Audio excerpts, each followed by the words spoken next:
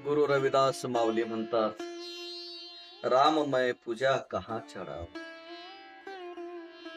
राममय पूजा कहाँ चढ़ाओ, फल अरू फूल अनुप न पाओ।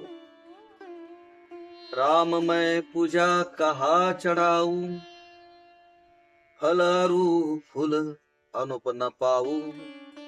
खनहर दूध जो बछरू जुठारो, पहुँच भवर जल में न बिगारो।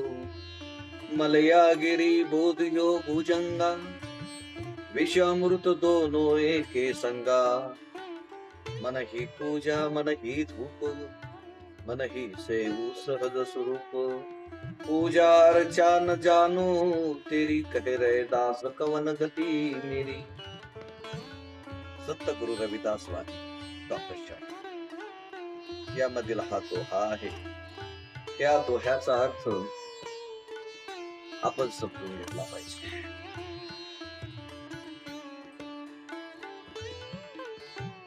हे पिंड ब्रह्मांडामध्ये असणाऱ्या निरंजन रामा, हे पिंड ब्रह्मांडामध्ये असणाऱ्या निरंजन रामा, जर मी तुमची मूर्ती बनवून पूजा अर्चा करण्याचा विचार करतो, पूजा अर्चा करण्याचा विचार करतो, तर मी त्यावर काय चढू, त्यावर मी काय चढू. मला कोणतेही फळ फूल आणि दूध चांगले मिळत नाही. सगळे उष्टे केलेले आहे, सगळे उष्टे केलेले आहे. दुधाला तर गायीचे असताना वासरांनी उष्ट केलेले आहे, त्यामुळे ते सुद्धा उष्ट असल्यामुळे शुद्धच आहे. फळ आणि फुलांना भुंग्यांनी उष्टे केलेले आहे, फळ आणि भुंग्यांना सुद्धा देखील उष्टे केलेले आहे, आणि पाण्याला माशांनी खराब केलेले आहे. त्यामुळे हे देवा, मी तुझी पूजा करू शकत नाही.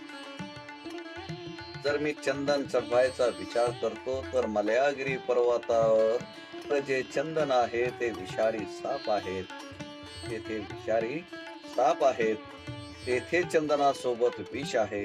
म्हणून मी मनानेच तुमची पूजा करतो, मनाचीच तुम्हाला धूप देतो, आणि मनानेच आपल्या सहज स्वरूपाची जे मनाच्या आत आहे सेवा करीत असतो.